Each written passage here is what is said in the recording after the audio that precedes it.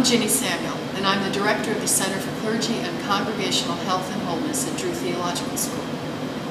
This center is made possible by a very generous grant from the Arthur Vining Davis Foundations, and I'm delighted to welcome you to our website.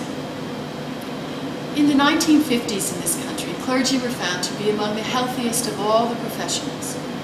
But since that time, we've seen a steady erosion in the physical and mental well-being of our clergy, until today, when we have a clergy health crisis. In 1983, a study showed that clergy had the highest work-related stress of all of the religious professionals, and the next to lowest personal resources to cope with that stress. In 1999, clergy were found to have one of the highest rates of heart disease of all professions. More recent research has shown us that clergy have gone from being the healthiest of all populations to being among the least healthy of all of the professions. They have among the highest rates of heart disease, high blood pressure, diabetes, depression, and obesity. For example, a study done by the Episcopal Church on its clergy showed that they had a 20% higher rate of cholesterol problems than the general population. In 2006, a United Methodist study showed that 25% of active clergy enrolled in a particular health insurance program had taken a prescription drug for a mental health condition the prior year. And an Evangelical Lutheran Church in America study showed that its clergy had a 7% higher rate of obesity than the general population. These realities, coupled with the financial challenges of being in ministry, have added to the unhealthy stress levels among clergy.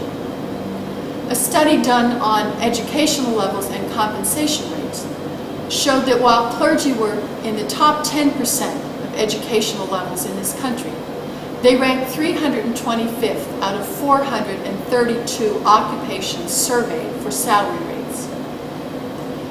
Poor nutritional habits, long hours, little if any exercise have all contributed to the clergy health decline each year across denominational lines.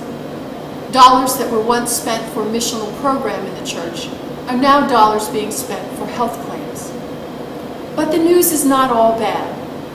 Research shows that the majority of clergy continue to love being in ministry and wouldn't do anything else with their lives.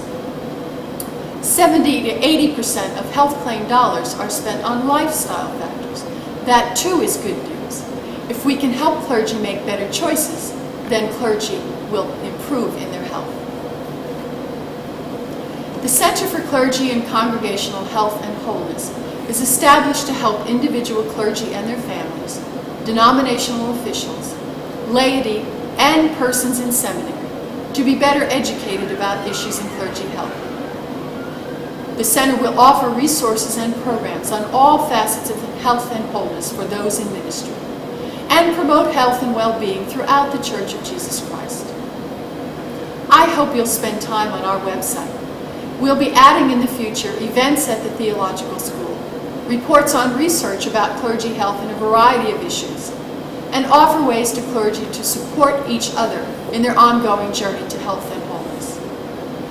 There is much good news to celebrate in spite of the clergy health crisis today.